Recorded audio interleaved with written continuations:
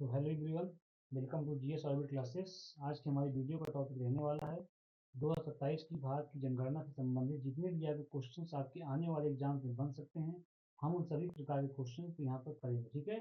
और फिर लास्ट में मैं आप लोगों को कुछ क्वेश्चन भी दूंगा टेस्ट के लिए, ठीक है। मैं आप लोगों को लास्ट में कुछ क्वेश्चन भी दूंगा टेस्ट के लिए, तो आप लोग क्लास आते तक बने रहिएगा। और लास्ट में आपको क्वेश्चन में आपको टेस्ट में दूंगा, तो आप उन क्वेश्चन को अटेंड करिएगा और क्वेश्चन के आंसर आप लोग मुझे बताइए कमेंट सेक्शन में कमेंट करके। चलिए, ठीक है। तो अच्छा, हम जानते हैं कि आपका जो आपका सेंसस आपका 10 साल में होता है। जैसे आपको पता है कि आपका जो सेंसस जनगणना आपका हर 10 साल में करवाई जाती है, ठीक है, ये आपको पता होगा।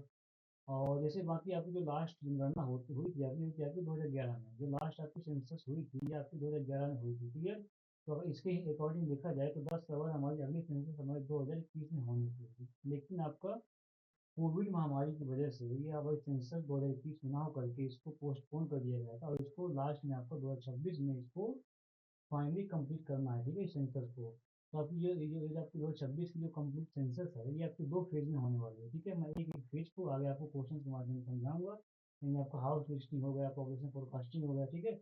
हर चीज़ को हम आपकी डिटेल्स में समझेंगे हर एक क्वेश्चन के माध्यम से, ठीक है। तो मैं कोशिश किया हूँ कि टोटल आपके लगभग 50 क्वेश्चन के माध्यम से मैं आपकी कंप्लीट 227 के सेंसस को कवर करवा दूँ, ताकि आपके आने वाले एग्जाम जो भी आपके एसएससी हो या रेलवे हो या फिर आपका कोई भी आपका स्टेट का एग्जाम हो, वहाँ पे आपके क्वेश्चन बन जाए, ठीक है। तो काफ़ी आपके लिए इंपॉर्टेंट है। यहाँ पे हर एक क्वेश्चन मैं यहाँ पे सोच समझ कर कि आपके एग्जाम में कौन से क्वेश्चन बन सकते हैं, ठीक है। तो आप लोग क्लास के आगे तक बने रहिएगा।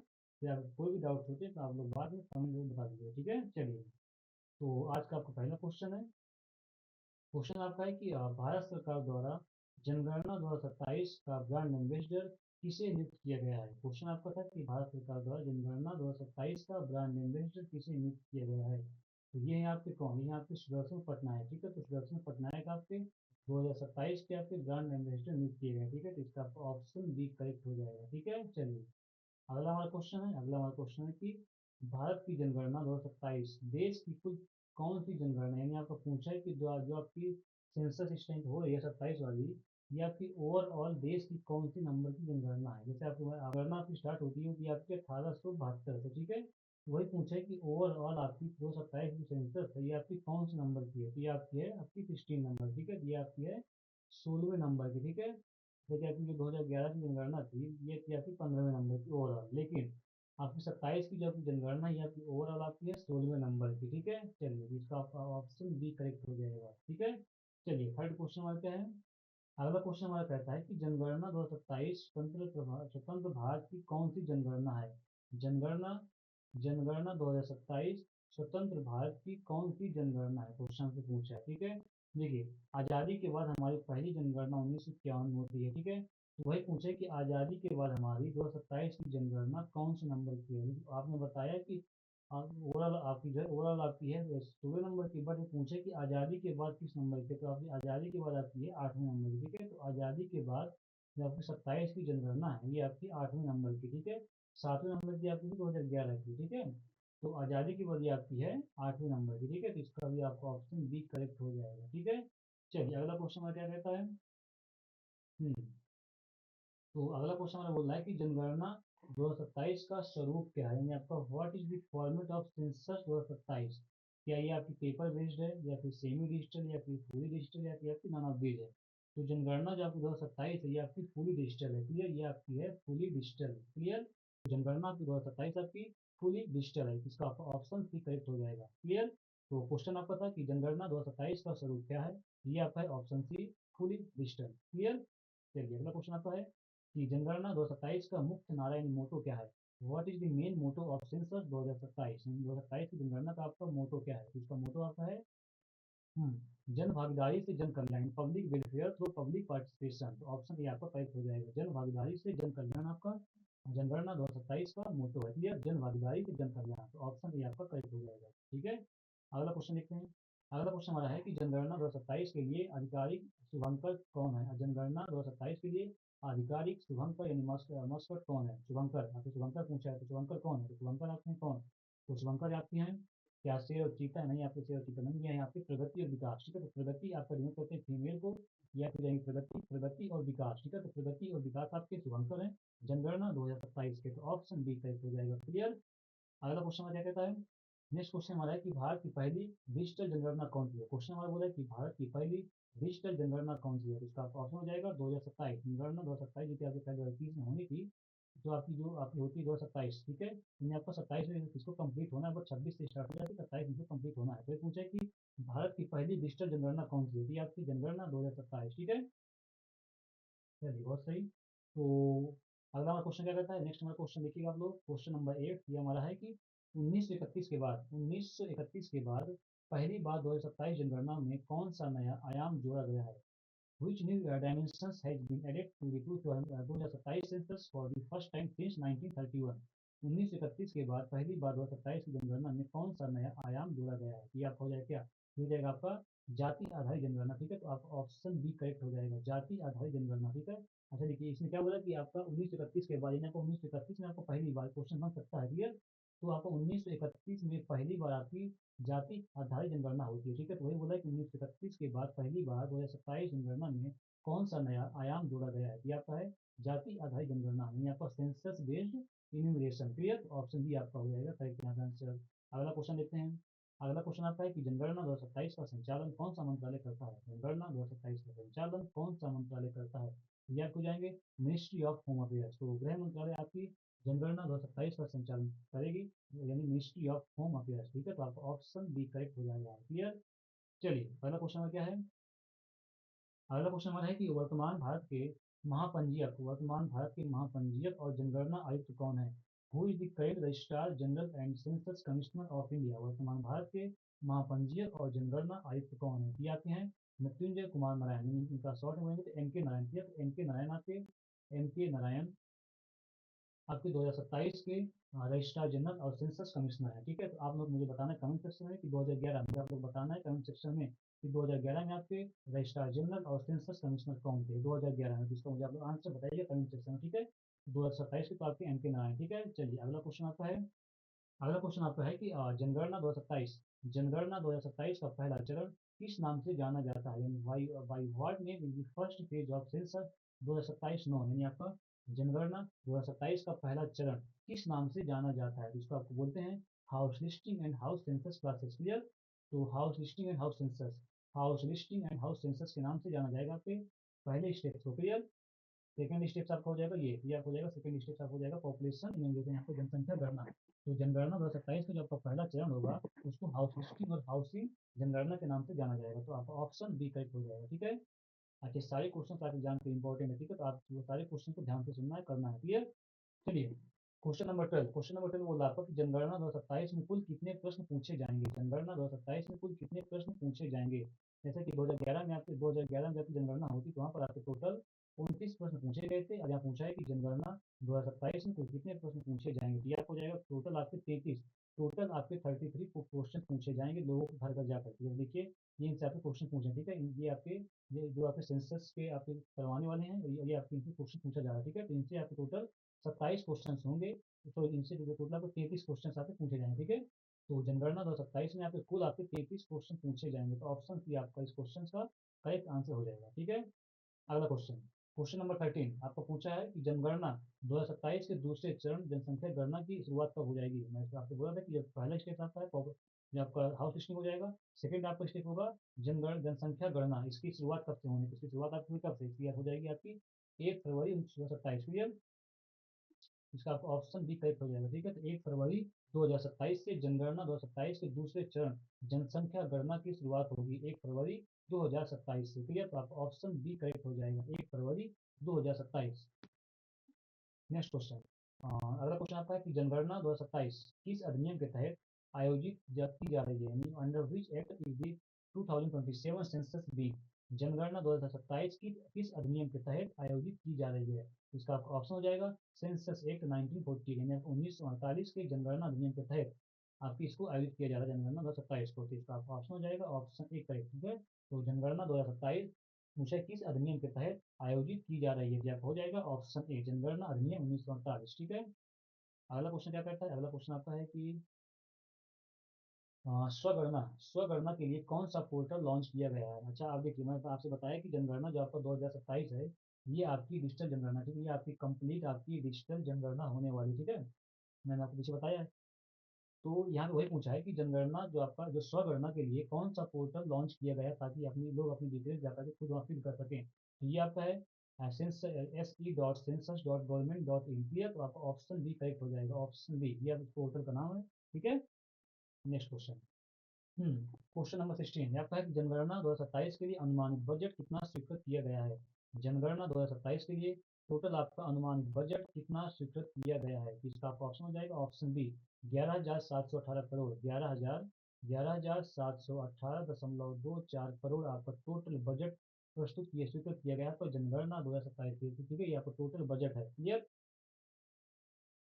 चलिए तो जनगणना 2027 के लिए आपका अनुमानित बजट आपका है 11,718.24 करोड़। क्लियर, नेक्स्ट क्वेश्चन क्या कहता है, अगला क्वेश्चन आपसे बोलता है कि जनगणना 2027 के लिए आधिकारिक संदर्भ तिथि क्या तय की गई है। 27 के लिए आपकी रेफरेंस डेट क्या तय की गई है।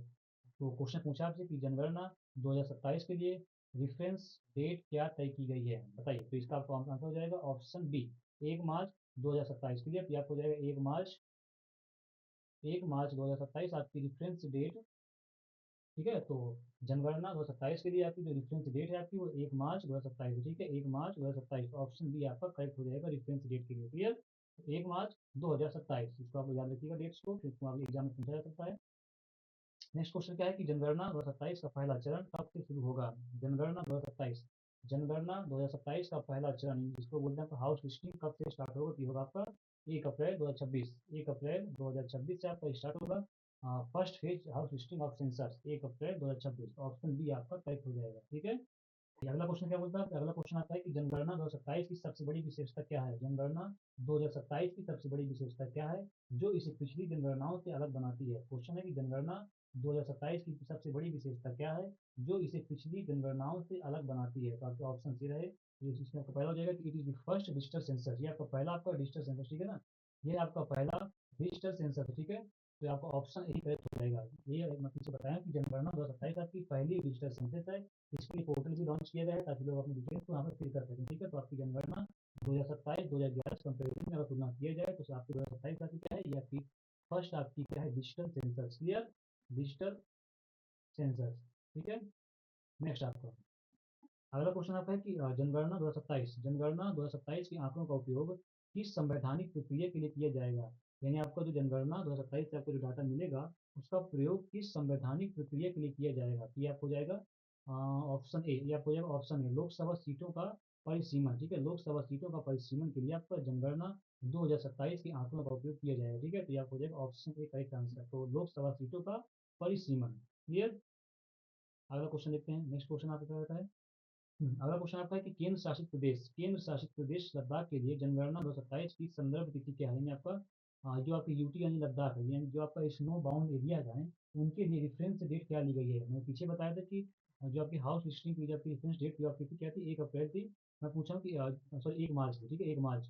मैं यहाँ पूछा हूँ कि आपकी जो आपके केंद्र शासित प्रदेश हैं लद्दाख के लिए जनगणना 2027 की रेफरेंस डेट क्या है, क्या जाएगी 1 अक्टूबर 2026। यानी जितने भी आपके स्नो बाउंड एरिया हैं, जितने भी आपके स्नो बाउंड एरिया हैं जहाँ जो एरिया आपके बर्फ से ढके हुए हैं उनके लिए आपको जो रेफरेंस डेट है वो आपके 1 अक्टूबर 2026। क्लियर, ऑप्शन बी आपको करेक्ट हो जाएगा इसका। तो केंद्र शासित प्रदेश लद्दाख के लिए जनगणना 2027 की संदर्भ तिथि आपकी है 1 अक्टूबर 2026।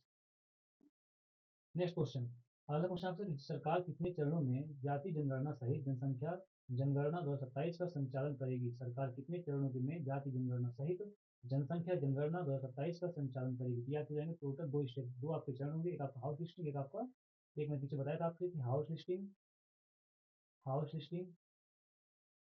सेकंड आपका हो जाएगा इसमें पॉपुलेशन। ठीक है, पॉपुलेशन इन्यूमरेशन। क्लियर, ये आपके 2 स्टेप्स हैं। अगला क्वेश्चन आपसे है कि जो आपके ब्रांड एम्बेसडर जो बनाए गए हैं आपके जनगणना 2027 के लिए जो आपके ब्रांड एम्बेसडर बनाए गए हैं उनका संबंध किस कला के लिए प्रसिद्ध है, वो आपके किस कला के लिए प्रसिद्ध है। यानी Sudarshan Patnaik who has been appointed as the brand ambassador for census 2027 is famous for which art form, किस पेंटिंग के लिए फेमस है। आपको जाएगा ऑप्शन आर्ट यानी आपका रेत कला के लिए फेमस है। तो आप ऑप्शन सी करेक्ट हो जाएगी। आपके जनगणना 2027 के ब्रांड एम्बेसडर नियुक्त किए गए हैं सुदर्शन पटनायक। इससे क्वेश्चन आपसे पूछा जा सकता है। नेक्स्ट क्वेश्चन आपका है कि सुदर्शन पटनायक को किस वर्ष भारत के चौथे सर्वोच्च नागरिक पुरस्कार पद्मश्री से सम्मानित किया गया। आपका सुदर्शन पटनायक जी को, जो कि आपका भारत का चौथा सर्वोच्च नागरिक पुरस्कार है पद्मश्री, उससे उनको सम्मानित किया गया। किस वर्ष? ये आपको हो जाएगा 2014। 2014 में पटनायक जी को भारत का चौथा सर्वोच्च नागरिक पुरस्कार पद्मश्री दिया जाता है 2014 में। अब आप लोग मुझे बताएंगे कि भारत का सर्वोच्च नागरिक पुरस्कार क्या है, तो आप लोग मुझे बताइए कमेंट सेक्शन में कमेंट करके कि भारत का सर्वोच्च नागरिक पुरस्कार कौन सा है। जैसे यहाँ पे पद्मश्री आपको चौथा है, तो सबसे हाईएस्ट कौन सा है मुझे आप लोग बताइए कमेंट सेक्शन में कमेंट करके, ठीक है। और चारों के कौन कौन से क्रम है ये बताइएगा। तो नेक्स्ट क्वेश्चन क्या है? अगला क्वेश्चन आपका है कि जनगणना 2027 में नागरिकों को घर बैठे अपनी जानकारी भरने के लिए कौन सी नई सुविधा दी गई है? ये आपको दिया गया है स्वगणना। स्वगणना यानी आपको सेल्फ इन्यूमरेशन, ऑप्शन सी आपका करेक्ट आंसर हो जाएगा। क्वेश्चन नेक्स्ट, भारत में पहली जनगणना कब हुई? मेरा क्वेश्चन ये था कि भारत में पहली जनगणना कब हुई है। When was the first census conducted in India? ये हो जाएगा 1872। 1872 में आपके लॉर्ड मियो, अगर बात करें तो उसमें वायसराय कौन था, तो लॉर्ड मियो के टाइम पर आपकी 1872 में पहली जनगणना होती है। ये आपकी थी इनकम्प्लीट सेंसस क्लियर, तो 1872। अगला क्वेश्चन आपका है कि भारत में नियमित 10वीं जनगणना, भारत में नियमित यानी 10वीं यानी हर 10 साल में जनगणना की शुरुआत कब हुई थी? ये हुई थी आपकी 1881। ऑप्शन बी, ऑप्शन बी 1881 में आपकी भारत में नियमित जनगणना की शुरुआत हुई थी, यानी 10वीं जनगणना की शुरुआत होती है आपकी 1881 में। तो मुझे आप लोग बताइए कमेंट सेक्शन में कि 1881 में आपके वायसराय कौन किनके किसके टाइम पर आपके 1881 में पहली बार 10वीं जनगणना होती है। तो ये आपकी कंप्लीट सेंसस भी होती है। तो मुझे बताइएगा कमेंट सेक्शन में कि इस टाइम पे आपके वायसराय कौन थे 1881 में, ठीक है।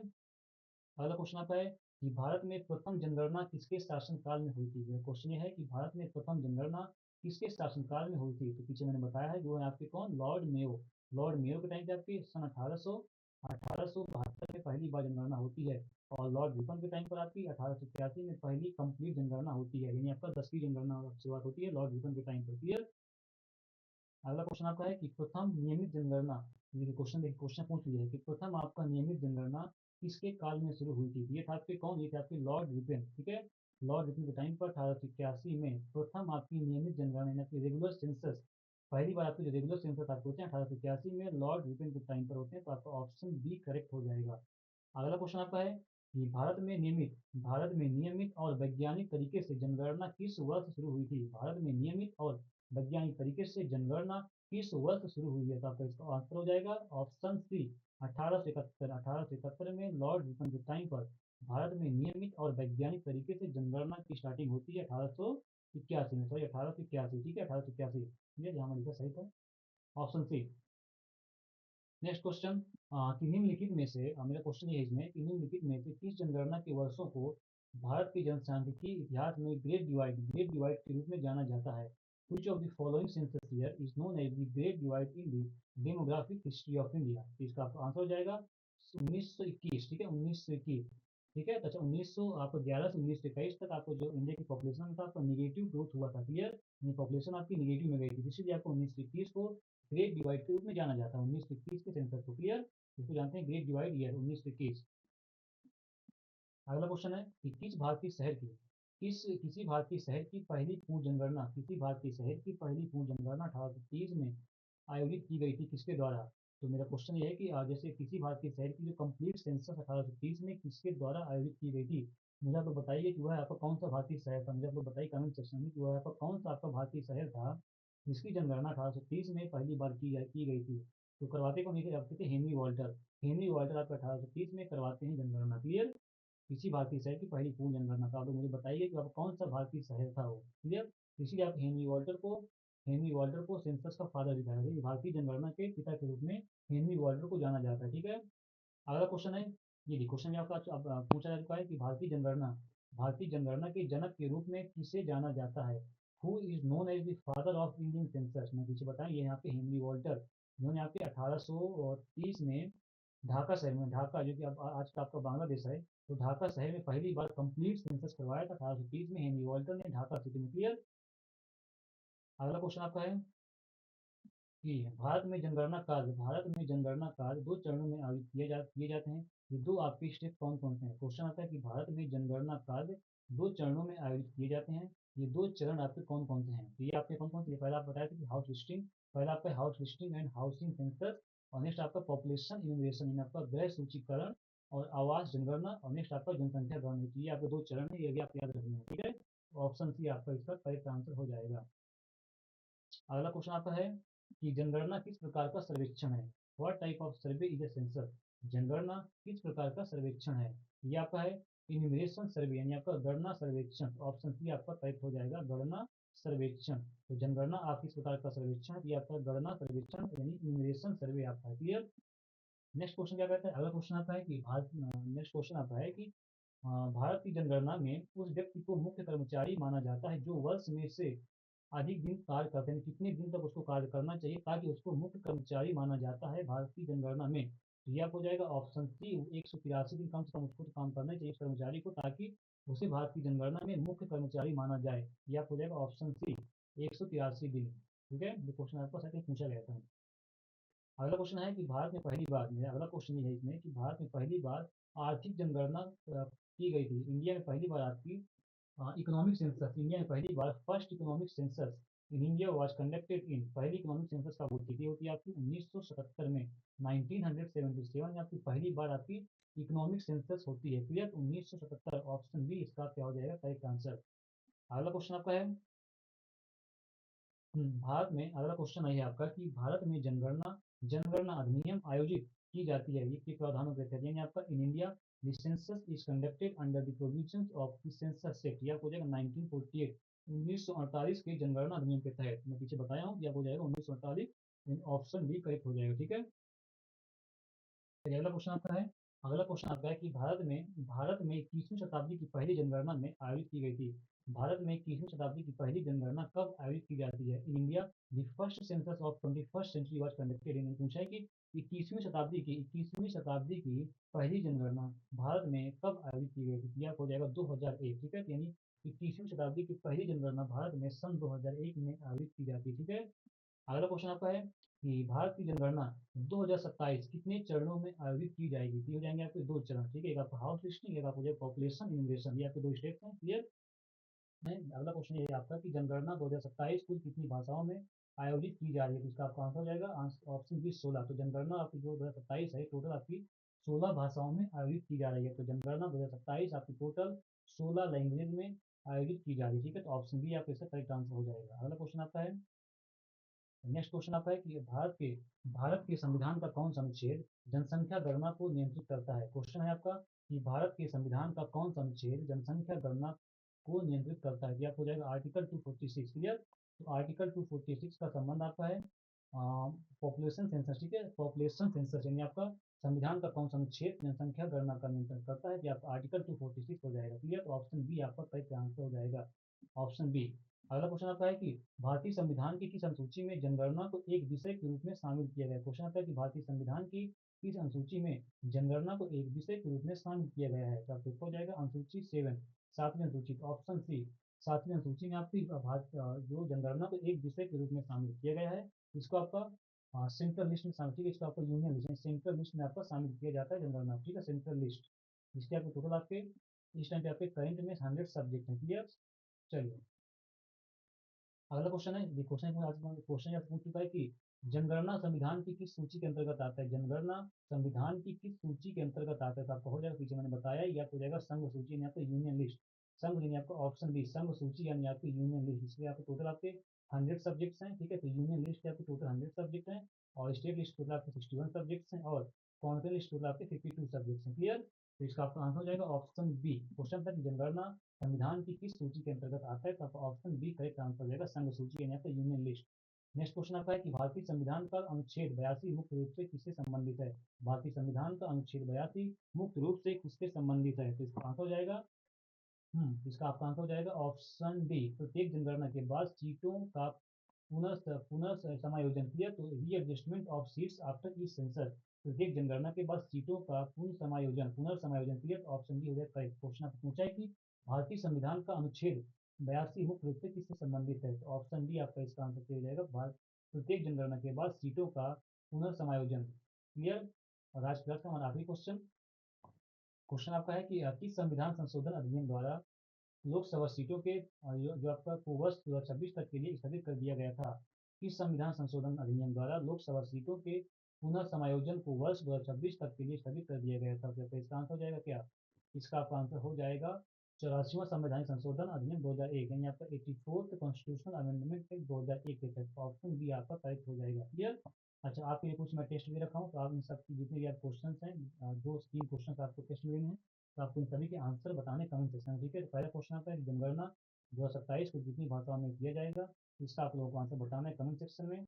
अगला क्वेश्चन आपसे बताइए मुझे कि भारत के संविधान का कौन सा अनुच्छेद जनसंख्या गणना का नियंत्रण करता है। ये भी आपके लिए होमवर्क है, इसका भी आप लोग आंसर बताइएगा कमेंट सेक्शन में। ठीक है, नेक्स्ट क्वेश्चन आपका है कि भारतीय जनगणना के जनक के रूप में किसे जाना जाता है। ये भी आपके 3 क्वेश्चन है आपके होमवर्क में, आप इन तीनों के आंसर बताइएगा कमेंट सेक्शन में। ठीक है, वहाँ से बताइएगा कि आप लोगों को आज की मतलब हमारी ये सेंसस की क्लास कैसी लगी है। ठीक है, चलिए देखते हैं हम आपके अगले टॉपिक में।